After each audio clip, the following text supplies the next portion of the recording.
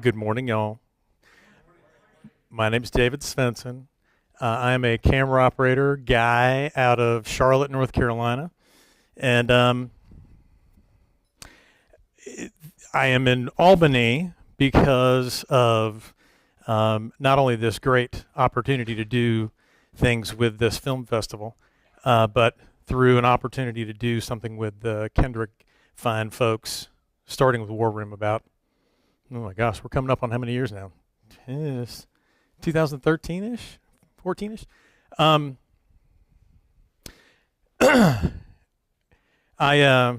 To give you a little, I didn't know how much she was going to say, so now I'm going to do a little, hey, my name is, this is where I'm from, this is what I do, guy. Yeah.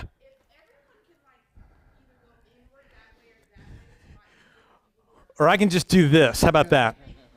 I can just do this. No, yeah. So as you're shifting, again, my name is David. I'm out of Charlotte. I started out doing film stuff at a little independent film company and knew right off that narrative film production stuff was something that I really enjoyed. That, as I was getting out of the high school into the college neck of the woods, the television end was where the bills were being paid, so I started going that direction. That direction took me to doing moving camera stuff. Let's see if I could allow something here. Hold on. That's not on my screen. Anybody who might know anything about like that stuff, feel free to come up and do whatever we need to do. Wow, sure. Sure. I got a chance to find out about a thing called Steadicam, and at the time I was kind of learning to be and wanting to be and finding out more about being a moving camera junkie. Anything if the camera was moving, I was like, oh, that's cool. Oh, is that a jib? Is that a Steadicam? Is that a dolly? Is that a whatever? At that time, there weren't drones. At that time, there weren't options like we have today. So we're going to go over a bunch of those. But that's where my interest kind of started peaking. I started doing more Steadicam stuff. Started learning about that, and that turned into learning more about how to effectively move the camera. Not just effectively move the camera, but how to tell the story better. How to tell somebody else's story better through being able to move the image through space. And that's what we're going to chat about and hit on today. Hey, by the way, we're going to allow that. Just in case you were wondering. And for those who can't see on the thing, yes. All right. One of the really important things about moving the camera is it's one thing to move a camera from here to here and go, what's your name? Tasha or Sasha? Tasha, okay. It's one thing to move the camera from here to going, hey. But it's another thing if I'm here, something happens, something tells the story, and I move to here with intention, with a purpose. I don't want to just move the camera. It's not about, hey, look at me. Hey, look at this lens moving through space. I want to move the camera with intention. I want to be decisive. And I want it to be for a reason. I don't want to just do something. So and how do I do that? I got to make a choice. If there are 3 things going on in the frame and one of them goes away, I'm either going to say, I'm sticking with what's going on here, or I'm going with something else that's happening over here. You have to make a choice based on what's going on. And not only make a choice, but you got to be decisive about it. And if you're not being decisive about it, somebody in your earpiece is going to tell you that you're not being decisive about it, and they're going to jump on your case about it. Okay? I'm kidding, but you know what I mean. We have to make a choice, and we got to do it. So when you move the camera, it speaks to the audience. It tells them something about what you want them to see. If you want them to see something and you want them to feel something, I have to show you that. I can't just tell you it. I have to physically show you that in space. And it generates energy, and it generates excitement about what's going on. And it leads the audience's eyeballs to go where you want them to go. Okay? So let's talk about some different movements of the camera. And by the way, our first one's not really moving because it's a static shot, but it's in the ballpark of what we're talking about. So A static shot, it's you can get into a scene by establishing something and moving something through, or you're going to pop right into something and do something like this. You establish an area, you establish a composition, you tell the audience where something is happening in the frame, the location. It lets them focus in on what's going on. The next one is a pan. And basically, you are literally moving the camera from one side to the other side. You are panning the camera. By the way, this is not a pan.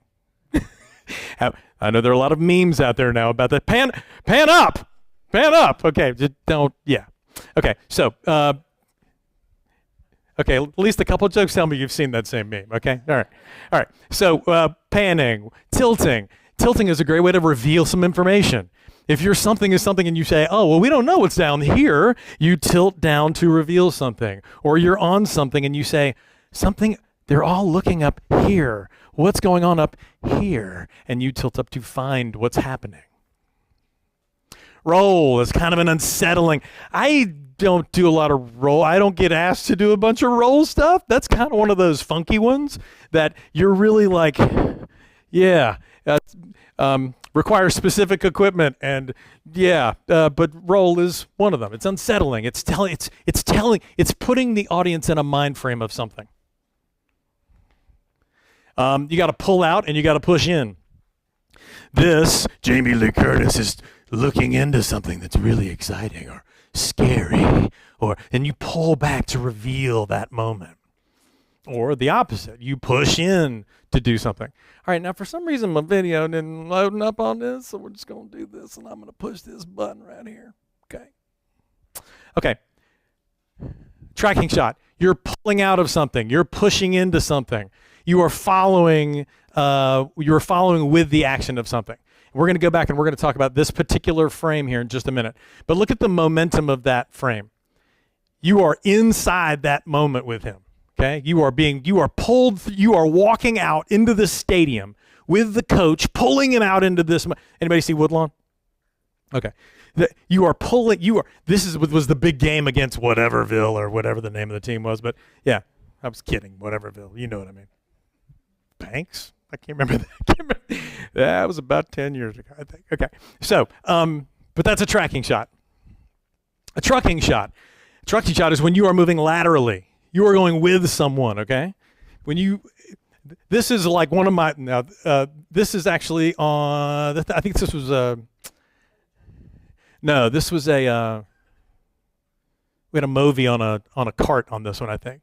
But that's like literally one of my favorite shots from Overcomer. It's awesome. They got back and they showed us that, and I was like, oh, dude, that's great. Okay, a tracking shot and a trucking shot. You can combine a lot of these things together. Yet again, hey, we'll push a button over here, shall we? We are pushing into something. We are moving in. We are tracking in with this. Now I'm trucking to my left, going around this table. We're going to talk about something else in just a second, about something that in fact, let's see if we can do this. Let's see how cool we are if we can make this happen. And we can hit on it a little bit right now. Okay, see this guy back here? Oh, now I'm not cool enough to do it. Okay, see this gentleman right here? Nothing is going to take me here unless that gentleman takes me there. Motivation is what we're going to talk about here in just a few minutes. But just so I don't have to go back to that video, you'll know what I'm talking about. I can allude to that and you'll know. Tracking and trucking. I am now I'm moving around the table, and now I'm going to tilt up, not pan up, up to his face, okay? A boom. A boom is a great way to reveal something. I'll get back to it once we get back to the image again, okay? We're booming up with something. We're telling the story. We're revealing where this person is in space. It's great for showing, okay, you can reveal this moment right over the top of something cool. And wow, I just saw somebody back on their back row with a white hat that I haven't seen in a long time. So good to see you. Okay, so, but booms are not only just this or this. This is a fun one. This is the one that when somebody says a boom, you don't think about something tracking that guy down that ladder coming down into a moment and then following somebody down a hallway. There are lots of different types of booming situations, and they are cool. They really give you a great environmental lowdown of where you are. An environmental lowdown. I don't think I've ever said those words together in my life. Okay, all right, handheld.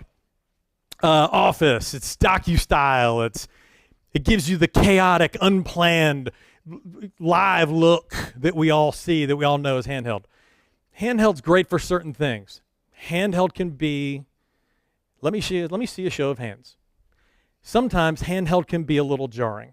It can be a little disruptive. It can take you out personally as a viewer. I don't mind putting a camera body on my shoulder. I love doing it. There are great moments for it.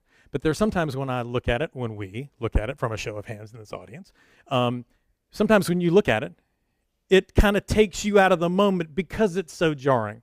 It has a cool effect, but sometimes people use it sometimes because they want to show tension. They want to show excitement.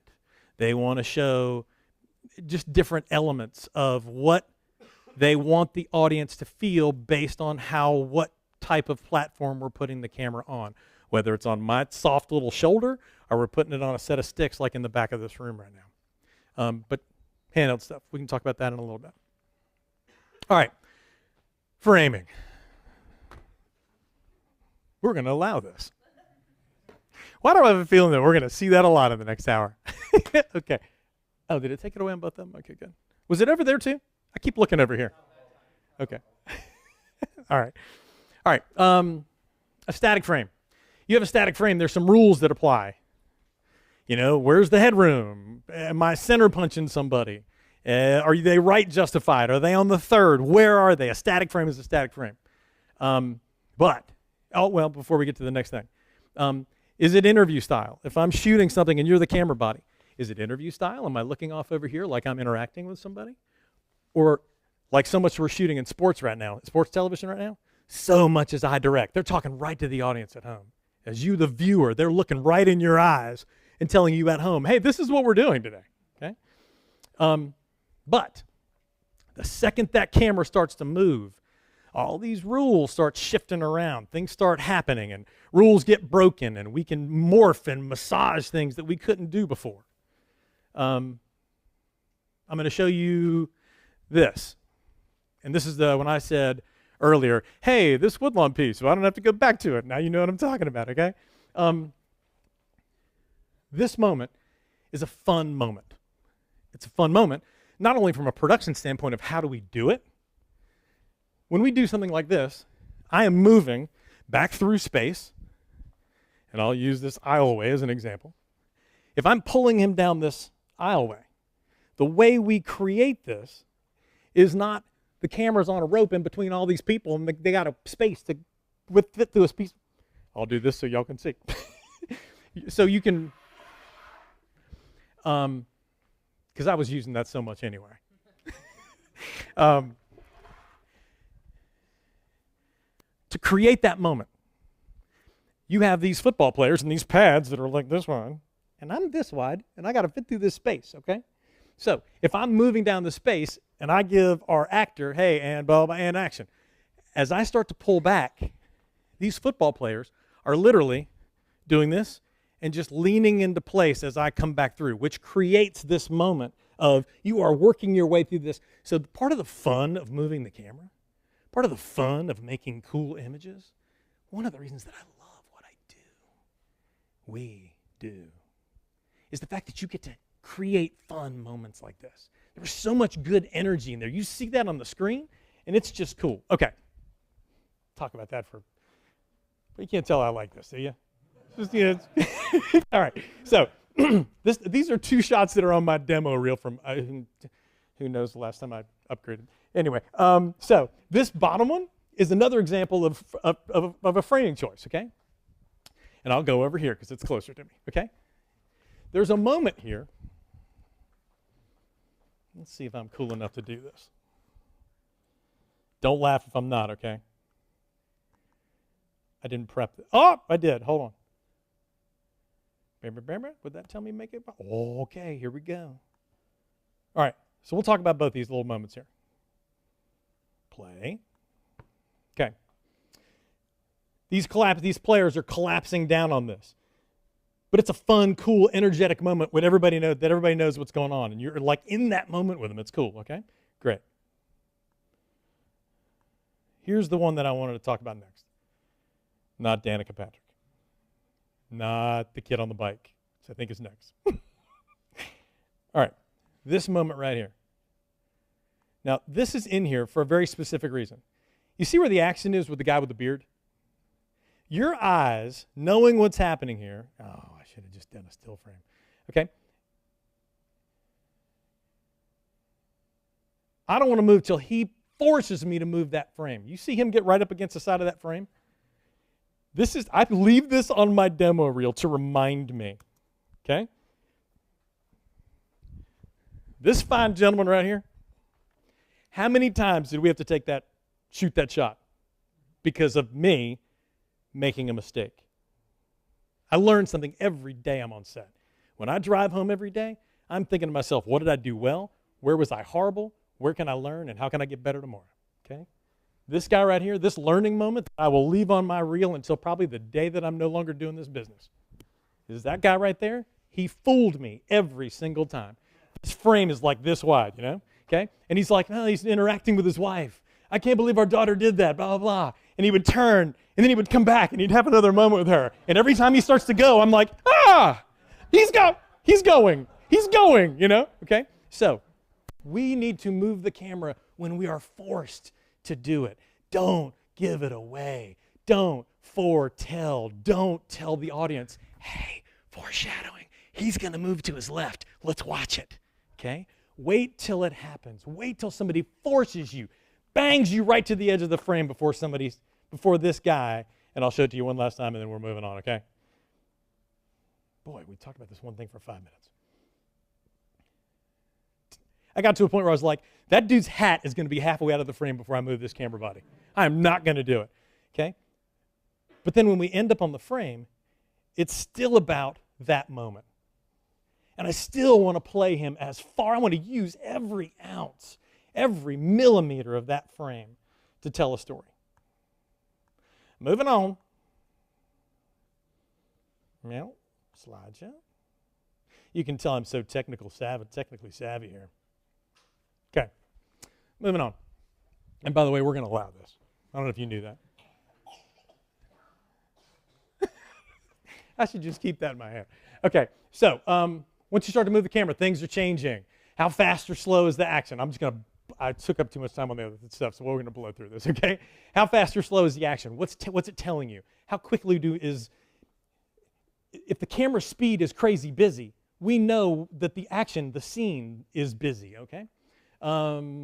It could either make it, if it amps up the tension, how crazy fast is it? It builds the tension with us as we go. Or the opposite, if it's slow and creepy, we know that it's like a horror movie. You know something's about to go down. We don't know what it is, but this camera movement is going to take me right to it, okay? What about the stability? Is it a Steadicam? Is it crazy handheld? Is it MTV? Is it, what's the old TV show? The Intro to Cops, where you're like running the guy's always hiding in the pool, underneath the pool in the backyard. Anybody ever seen the opening of that show? Okay, he's back there, he's under the pool. After you see that about bad boys, whatever. Okay, is it shaky cam? Sorry, did you just have like a 1990s moment with me right there? Anybody else? Anybody have that moment with me? Okay, are you moving through it quickly? Or are you building anticipation? There's a lot going on there. But man, when there's a lot going on, it can be overwhelming. It can be busy, but it brings the storyline together, which is fun. There's some key elements that accentuate our movement. This fine gentleman, speaking of camera movement, I don't know if you know who this cat is. This is Mr. Garrett Brown, the guy who invented this lovely Steadicam thing that I've alluded to a number of times. All right, what are some things that get us there?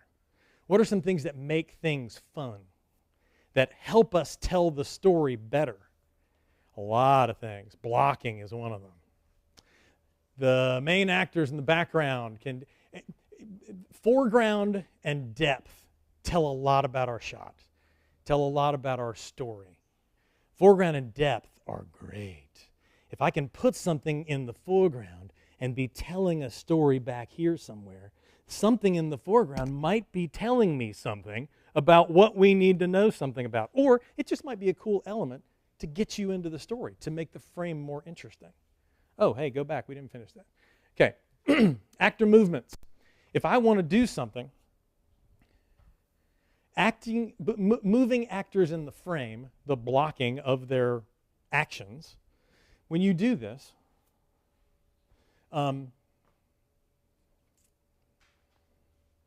we need to pay attention, really pay attention. As camera operators, I need to pay attention to rehearsals. In rehearsals, when I see the blocking that's what's going to happen, it helps me figure out where the camera's going to play and the timing that it's going to play in. And when somebody says a specific line, that's my beat to move to something else or move the frame to tell something else visually. So actor movements in the frame are key. If you want to speed something up or make something seem more busy, a great way to do that is to have people moving in opposite directions of the frame. If I'm going this way, if everything in the frame is moving this way, it's like shooting a parade. That's really cool, okay? But if you want to make it look busy, if you want to speed up the story, if you want to speed up the visual, and when I say speed up the visual, I mean, what is the audience looking at when they look at your frame? If I'm moving this way, okay? If you send somebody the opposite direction, then you get this in the frame, and the viewer is going. Then they're starting to look at what the cool things are that are going on in your frame, okay? Locations are key. How many times have we heard location, location, location? Okay? Okay. It's really important. You got good locations and you got bad locations. You can be up on a mountaintop looking at the vista over North Carolina, whatever, looking into Tennessee over here, and it's gorgeous. Or you can shoot in a closet. It's one of the two. You're going to have goods and you're going to have bads. Locations are awesome because it tells you something. You have stairs, doorways, windows, columns, walls. We are in a room right now. Didn't think I was going to go here, but we're going to go here now.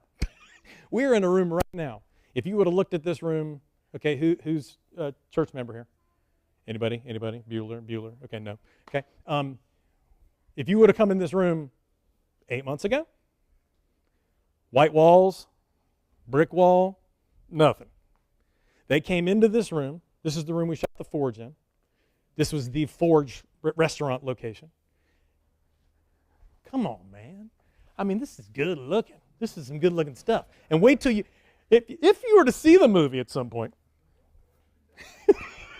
whenever that is, maybe in August, maybe sooner,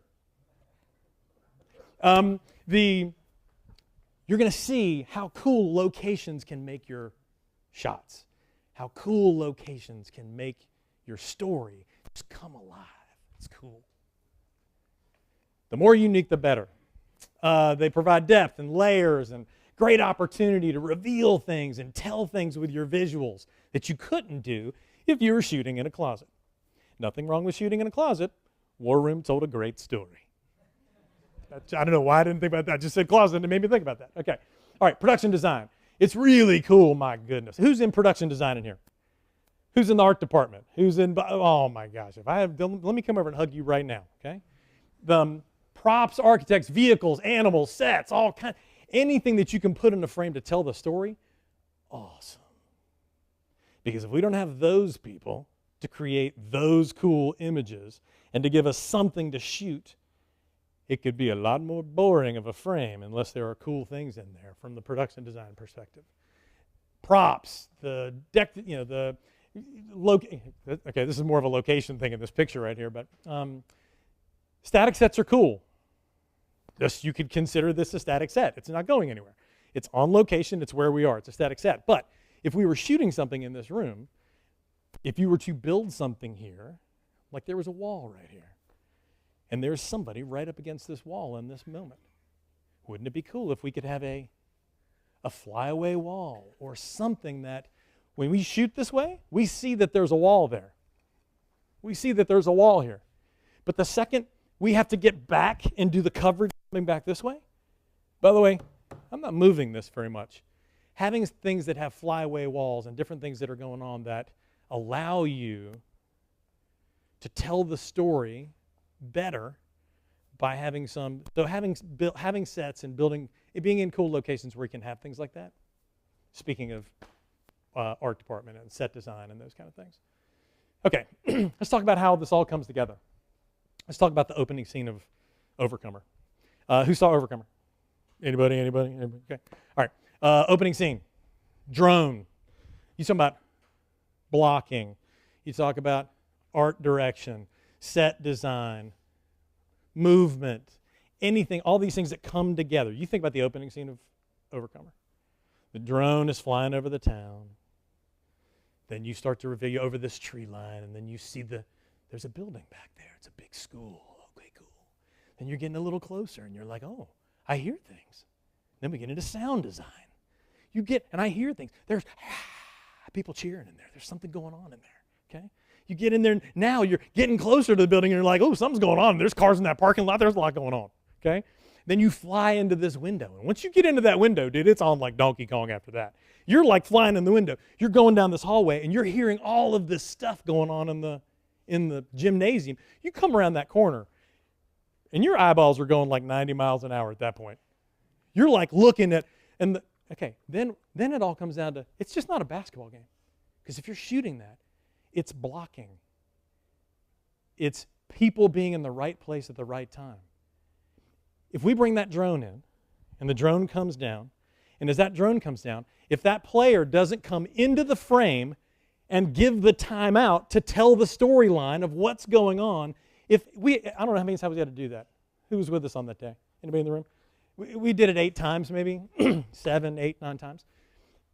The timing is important. That's why the blocking is important. There are all kinds of important elements in there. But you get in there, once that drone comes down into that thing and we catch the drone and we're walking it across, now that timeout and that blocking and all those elements, people are going crazy and the fans and the cheering and all. Now you're moving across the gym with the players as they go into this huddle, coming right into Alex talking, all right, this is what we're going to do. It's going to give it to so-and-so for 3. Whatever the line is, I don't remember. Okay? But there's so much going on there, and all those things from locations to set design to blocking to interactions with people to timing, all these things are so important. By the way, we're going to allow it. This is going to be fun by the end of this. Or we'll just drop that. All right. All right, let's talk about moving platforms. Now we're going to get into the point that, all right, we got 30 minutes. I'm going to whip through some of this stuff. By the way, let's stop for 2 seconds.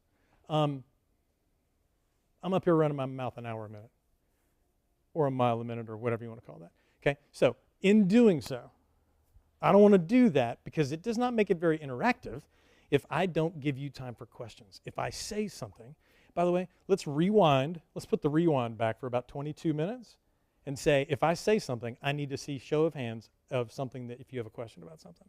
So now we know. Okay? Yes, love you. What's your name? Andrew. Hey, Andrew. What's up? What can I do for you? I was going to ask you, because I work in camera, and it's always interesting to me to see either DP or director, especially directors, they're supposed to be in charge of blocking.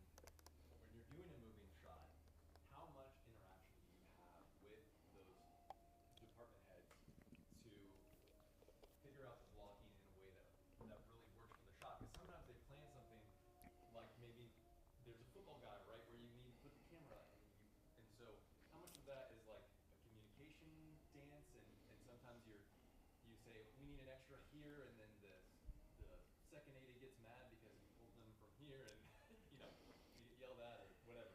So The answer to that question, we could spend an hour alone on. But, all right, because that is that is a wonderful question. Love that question. Because it could tee us up to go a long way over here. You have a couple options. There are some times where you're on sets with directors, with DPs, with actors, who they are so dialed into what they're doing, and they are so focused on what they know they want to see, that there is little, from the camera perspective, they have forethought it so much that their communication with us, that we will talk about later this afternoon, their communication is so strong and their ideas are so strong that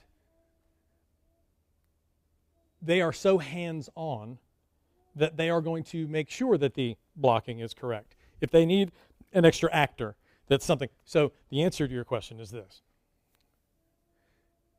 Depending on who you're working with or working for, it could either be a very hands-on moment for somebody like us, me, we, or it could be somebody else is leading the charge. This is what it's going to be. This is what they know they want to see. This is how it's going to be. By the way, I need 3 people. Give me somebody here, and somebody. Dude, it can be this, or it can be the polar opposite. Hey, this is what I want to see. This is the line. How are we going to do that? Okay. At that point, it is up to somebody like myself or anybody else in this camera department world. You have to go into a room and read the temperature of the room. You have to go in there and know, am I either going to be the person leading the charge? Am I going to be the alpha dog in this room that everybody's looking over here to say, how are we going to do this? Or am I just a player pointing a lens that says, where do you want this and at what timing? And I go, yes, sir. Yes, ma'am. It is reading that virtual temperature of the room and where you fit into it, not only where you fit into it, but what the expectations of you are in that situation. Key. That's why we could talk about that for a long time. There are a lot of factors that go into that. I'm trying to think if there's anything else to touch on while we can before we get into this. What was in that question that I did not answer? No, I think that was a good overview, because I do think that sometimes you have too many teams. Yeah. Where, one person might want you to take the lead, and then the other person might say, I know exactly what I want, and then you have to kind of defer to the one that's higher in the hierarchy. Like if the director or the DP tells you something else, and you're like, well, the director just gave me this advice, and you're on DPN, and you're trying to do this for the DP, and like you kind of have to figure out a way to please both of them without stepping on anybody's toes. So. That is a very fun moment that you just described. And anyone who's been there. He says director to DP, but I mean, when it comes to all films, when you have to just follow what the director says.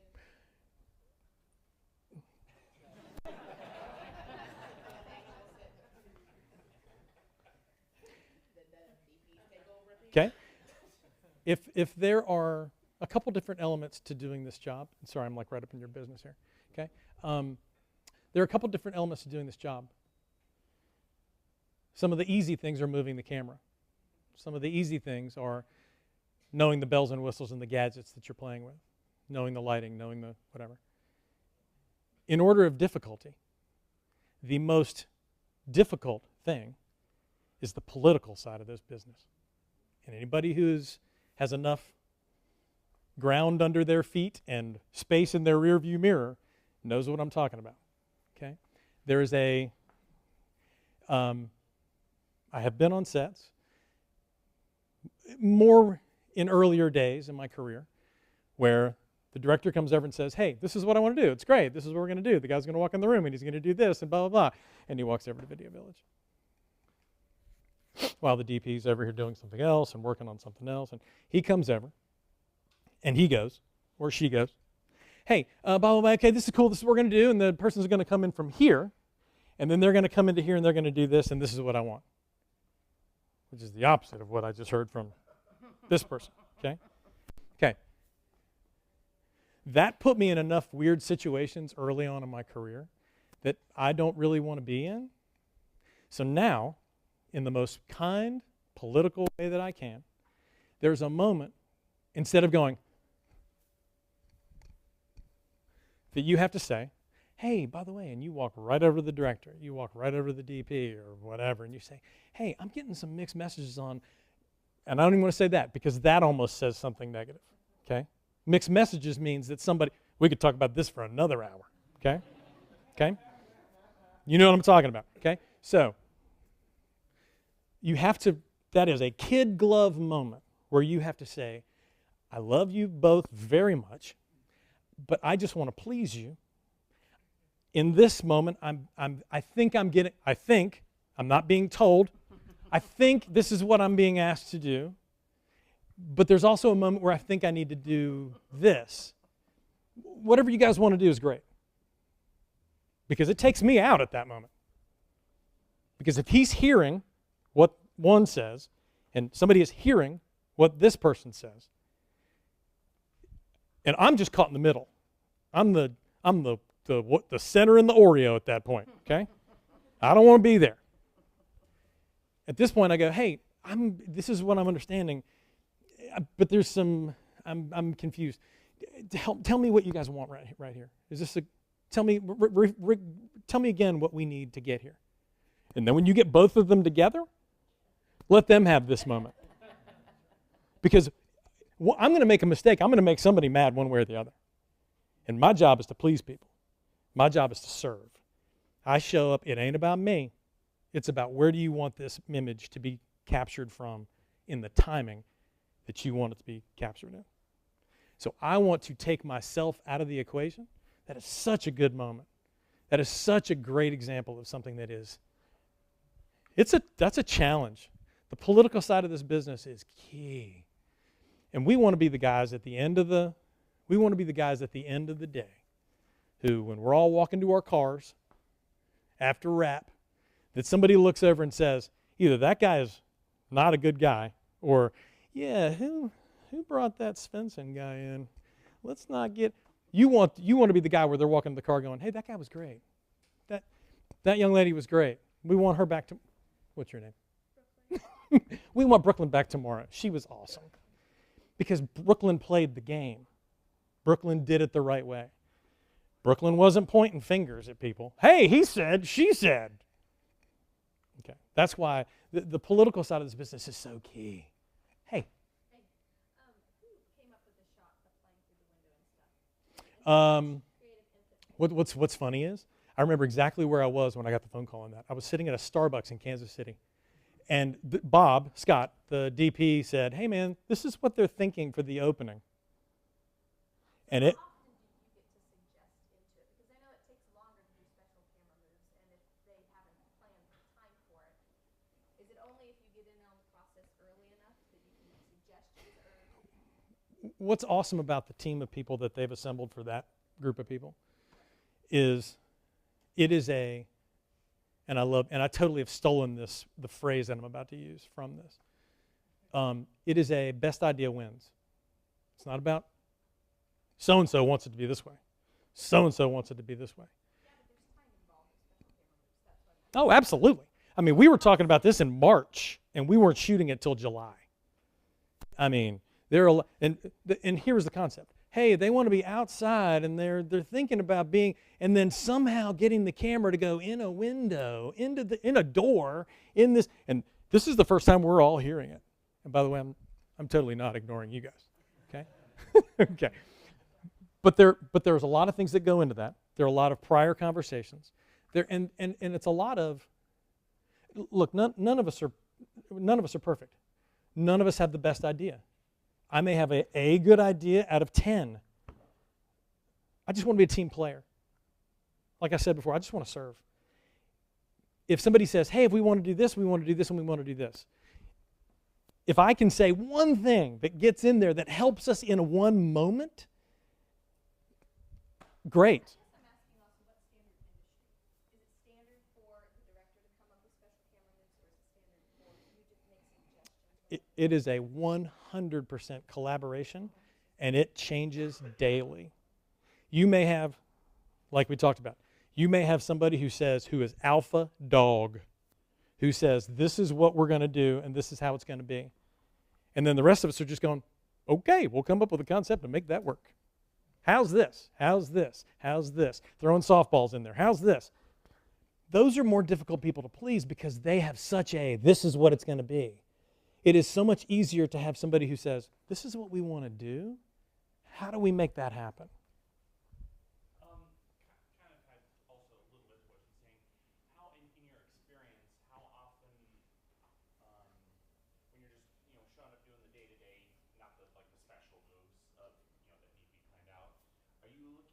shot list storyboards, or are you just kind of like communicating with the DP on the day to Both. I mean, especially if it's something like you just said. Hey, how did they come up with the concept for the opening of that thing? That's a big deal. That's a lot going on in that moment. I think at that moment, it was hands down across the board, and that was the biggest thing I think they had ever done at that moment. That was the most challenging thing that they had ever created or devised at that moment.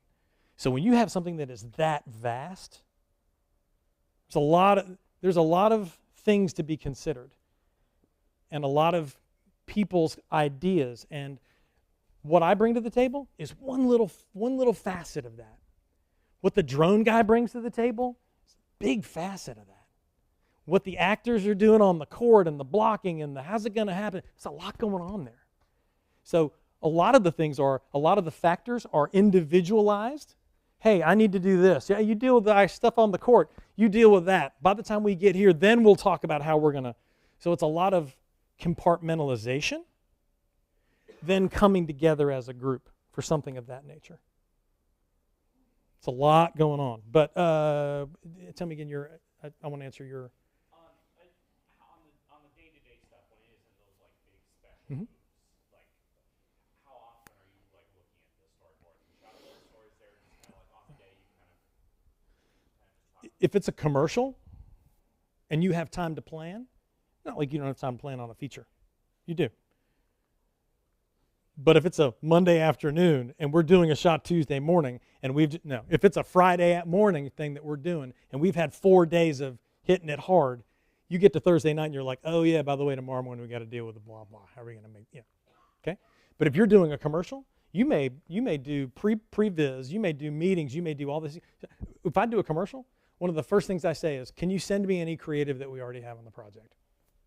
That is a standard line that comes out of my mouth. I want to be good to us on our time. Okay. I want to know from the camera perspective, what cameras are we using? What lenses? Blah, blah, blah. And by the way, any creative that you can send me that we know about right now, I'd love to see it so we can start talking. Because then, again, it's all about I just want to serve. I just want to show up and give you what you want. But for me to give you what you want, I got to be in the know so I can help you. So having those storyboards, having those meetings, being in those conversations. If you're not, there is an element of you show up the morning of and go, and you look over and you're like, so I see what we've got going on here. Tell me how I can play into that. But it's great to be in on those meetings and to ask to be in on those, especially if you know something funky or cool is going down. Okay? Okay. We're going to get into a bunch of this stuff. We can do this, we have about 17 minutes together. Okay? Are there any questions and things that we want to talk about? Things like this, which are really the good things, because they're what you want to know. It's not what I want to tell you. Okay? We can talk about jibs and how many people it takes and when's it good and when's it bad. We can talk about why not use a drone. Do we want to do this, or do we want to chat? It's up to y'all. This is the moment that I said we're going to get to. What's up? Tell me your name again. David. Hey, David. It's going to be really hard for me to remember that. Well, I understand. It's my name, too. I'm just going to come sit with you. What's up? When you were talking about moving the camera too early with your friend who was walking, Mm-hmm. what is it? Can you talk a little bit about how the wrong camera movements really will hurt the overall story, and maybe the average viewer at home doesn't know that you're trucking, but they do know that something's wrong, and they're now not interested in doing. Does that make sense? Absolutely makes sense. One of the things that older I get, the more I want to put the attention where the attention is supposed to be. It's really easy to just move the camera whenever you want to move the camera, but then it's an MTV music video and you're not, it's about that. You're looking at I don't want to move until someone forces me, till the story forces me to move. And why? Because it's distracting. If I start doing something, if we're having a moment, tell me your name. Sagen. If Sajan's on camera right now, and Sajan is having a very, very heartfelt moment, and the attention is supposed to be on that moment. If I start doing this, half the people in the audience are now no longer thinking about what he's saying. Now they're looking, well, where's the camera going? Why is it? We don't want to divert the attention. I want the focus here because the focus is supposed to be here. That's answering the moment of, is it distracting? How do you get people out of that? Personally, I don't want to do that. I want to do whatever the director or the DP tells me and the producers want me to do. And I will be happy to do that. But sometimes when people ask me to do things like that, in the back of my mind I'm going, but isn't this, the moment's there. Okay, I'll do whatever you want me to do. That's not what I want to be doing because the story's over here, you know? All right, you get it. Yeah, green sweater on the back thing. Tell me your name. Brandon. Hey, Brandon. So I assume there can be too much camera movement. So how do you... But I also know that there's like no camera movement is boring. So like how do you walk that line of like so much that it just becomes like overwhelming and not enough that you're bored? I will answer in this direction. If the camera movement tells the story, aids the story, accentuates the story, uplifts the story, I'm going to move it whenever you want me to move it. If it's gratuitous, I'm not a fan of that. And you as the audience know it. And that's a challenging position to be in. And that's a tap dance. And sometimes people, let's see, we have a Steadicam. Oh, we have a movie. And you're like, especially if it's a moment. That moment that's a tear-jerking moment right there that he was just talking about. Okay? We don't want to overextend our bounds just because we can. Does that make sense? So it is a tap dance. It is a fine line of how do you, yes, ma'am. Yeah. It's a fine line. Okay, so is there like a ratio? So when there's dialogue, is there a proper ratio for when you switch the camera? 1.21 gigawatts. I'm sorry, what? So like when you switch between each person and then both of them at the same time. So does it need to switch to each face on each line and then sometimes go to a shot of both of them? I'm sorry, you need to ask this to this guy. Sorry, did not mean to do that to you, but I really did. Let me say this. In the field, we want to cover it to give the option to the editor.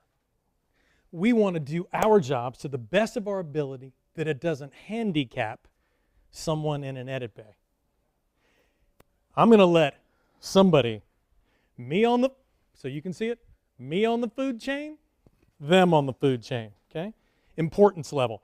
It's my job when we are sitting in this room, if somebody says something and it's important, that I get that look on camera, that I get that moment. Sometimes this tells us differently. Sometimes we need that moment, but all we have time for is a 50-52 shot. That moment is going to have to be covered there, but if it's a big moment, God, we need to get in there and get a single on that, okay?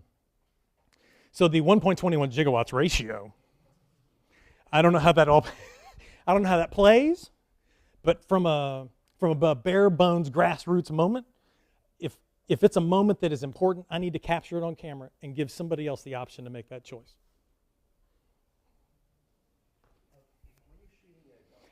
Tell me your name. What's your name? Yeah. Nick. Hey, Nick. Okay. Oh my gosh. You're shooting a documentary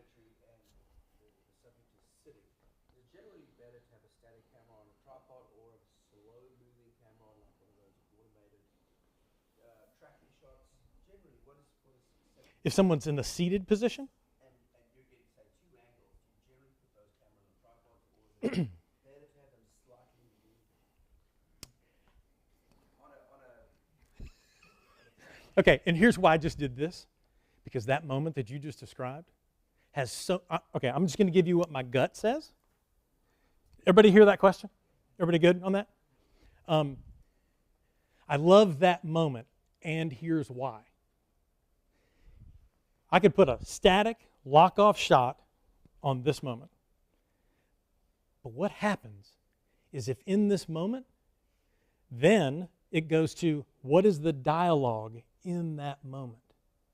If he says, "Wander with the short of something, the dirt of the march of say to the road," I think that was Canterbury Tales. Anyway, okay, so that moment, if it's just a whitewash of information, throw it on a lock-off. But if he says, in 1842, the blah, blah, blah was something was going on, and this is what happened when that happened. If that's important, we want to push on that. We want to accentuate. We want to go from a here to a 60 minutes tight shot right here. When he gives that cool, great line that sells it, when he tells the woman, "I love you." Okay? That was in 1840, whatever. I don't know. Whatever you got. It is whatever you got. If you got a dolly, great. If you've got a Steadicam, great. If you've got a jib, you can do jib, okay. With the arc playing into, okay, anyway. A lot of moments there. That moment, to answer your question, I'm going to look at the dialogue to know what is, that dialogue is going to tell me what's happening right there. If it's key, if it's the key moment of the, "Luke, I'm your father." Dude, that's a big moment. We've been waiting 6 movies to find that out. No, I'm just kidding. You can see I'm not a Star Wars guy. Anyway, it's 4, whatever. Okay, but if that's a moment, you either you're going to push on that, or you're going to get in on a tight shot on that and cut to it. Okay, storyline. Yeah, I want to talk about in the sense of the contrast. So when I have like a heartbreaking moment, and it's very emotional, right? And as a camera perspective view, do you want to lock your camera to balance the emotional, or you want to, handheld and shake it to exaggerate the emotion? If it's a what moment? Describe the moment again. Okay. If it's something that's heartbreaking, I wouldn't want to be handheld on that. I mean, it's very situational. Pull up your sides real quick. I'm just kidding. It has to do with what's going on in the moment. Again, I will defer to. I want to give somebody some options. I want to give the editor some options.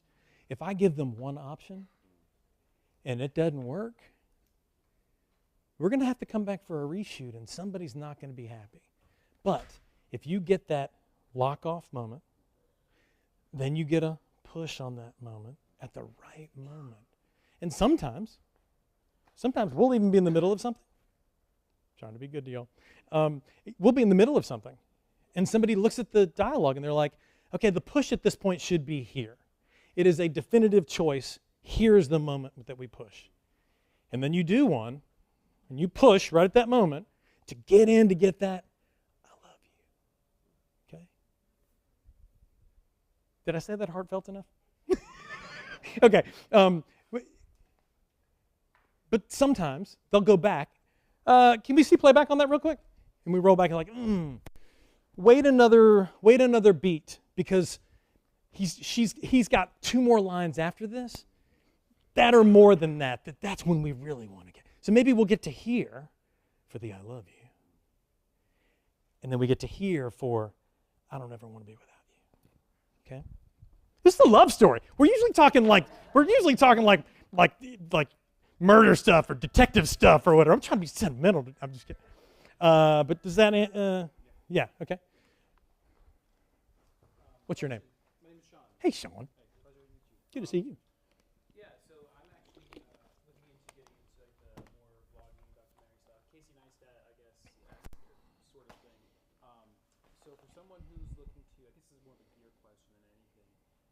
for someone looking to film themselves, can you think of any creative ideas of how to not just have a talking head shot, but something that has movement, so you, without having to have a buddy come and film you? There are. Is it a lockdown situation? Or are you like mobile? Or are you walking? Or are you whatever? I guess it's any situation that mobile or lockdown. Well, what's been cool is there's a new within the last 5 years or whatever. And I'm going to talk a drone thing real quick. It's so funny. We didn't y'all can look up stats all you want to. Okay, so that's why I ask you if you want. Okay, but drones, as an example, when drones started having the little thing that you put on you, that when you move, the drone goes. I'm not a drone guy, so I'm not cool enough that anyway. But if something can move with you, track with you, it's cool to be on the go. If it can keep you in the frame. If you're in a lockdown situation, there are 10 years ago, there was a thing called a one-man crew thing that was basically it's a dolly track that moves and tracks with you as you go. Those are options. Are you talking?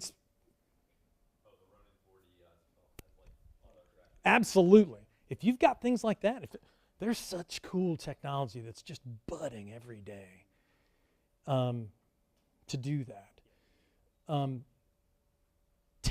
I guess the easiest answer to the question is taking the technology that we're hearing about and that we're learning about every single day and finding a way to incorporate that into telling your story that's cool, that's exciting, that's not boring. Because anybody can do a lockdown camera go, and 1842, Columbus sailed the ocean blue, whatever, okay? Whatever that, 14, you get me. But yeah, you know what I'm talking about. Okay, I'm trying to give you, but yeah, using technology, incorporating it into what you can do to tell the story in a more fun, creative way. That is the pleasure and the joy of what we have the opportunity to do as creative people in this business. Use your brain, look at what other people are doing, and take some ideas from what they are doing and say, oh, that's kind of cool. I wonder if we did this. I wonder if we took this cool idea and shot it from here and used this cool piece of gear that I just saw that came out last week. We are in a lovely, creative, cool space to not do this, but to do this. And be able to use not only cool technology, but cool ideas from people that we trust and we love and we admire. Okay, we know nothing. We're retired. I know you still had one. So, if the script has, you're in a mobile home, can you film in the size of a mobile home? Or Yeah, just a set? you can film in a closet. You can? Okay, good. Yeah, man. You answered my question. Shoot, yeah. That's all we can. But let me tell you this, or offer this, and I'm getting there. Okay, if you're shooting at, let's just say mobile home, just because that's what you said. A mobile home can fit in this space right here. Why shoot in a mobile home if you can go build a mobile home that has flying walls, that has cool things that you can make? And it doesn't have to be, you can create the look. You can go in and shoot a wide mobile home. Great. Get exactly what, but then you can cut into it. Yeah. If it's something small, it's cool. You can recreate. The viewer at home only sees what you show them. Take that as a little nugget for you. The viewer only sees what you show them. You could be on a sound stage and tell them you're shooting in a closet, and they're not going to know that you're not inside the home that you showed the exterior of 4 scenes earlier. Recreate the world that you want them to see in any means necessary. By any means necessary. 2 quick questions. What's your Steadicam operator workout routine? I'm sorry. Is this the humor section of this? Okay, I'm 54. When I was 34, I was probably going to the gym more than I go now. And then kids came, and then life happened, and my workout routine now is what I have time for when I'm not going to my daughter's basketball game, when I'm not loving up on my wife because I've been gone for too long. And I need to be where I need to be. This is secondary to those moments. If you want to talk about what's tough about this business, is you get to a point where you're traveling, where you're working, where you're whatever, and you got to make a choice. The choices are, you got to find a way to find a happy balance. So I'd love to be in the gym 5 days a week, playing golf 3, playing hoops with I'm joking because I don't play basketball. Yeah, I wish it was different, but it's not. Second question. Can you name three of your favorite or good examples of films that you do camera movement or lack thereof really well? Like some of your favorites. Oh gosh, there are too many. I'd love to. I should come to something like this and have 3 names, three films on a piece of paper that just gives a generic answer. That's a very because they all have good elements and bad elements. Like a location, there are goods and there are bads. There are cool. Are you the one that's going to tell me when I got to stop? Okay, I keep looking over at you. You think about what was the war movie that was all moving camera the whole time? 1918, 20, that 11, yeah. Yeah, well, that's cool. And we could talk for 4 hours on that. Yeah, you know what I mean. What? I have not. Phenomenal book, except for warning that there is a bad section of it that or how to shoot a sex scene. Other than that, phenomenal book. In talking about how to reveal a main character, when to use different moves, how to set those up, how to show your characters discouraged, how to show it is that things are not working for them, that things are working for them, all things stuff like that. Fantastic book. So Master Shot. Everybody get that? Master Shot? Who's by? Yeah, there's so many. We could sit around, and this is good lunchtime chitter-chatter right here because we could talk about this for a long time. I'm sorry I got a little emotional on you about that's a challenge. That's one of the toughest. Would anybody else who's got a little world behind them, would anybody else agree with that? That's the toughest thing about what we do. So yeah, I wish I was in the gym 5 days a week, but I'm not cool enough to be there. One more question, or are we? Nope. Go. Done.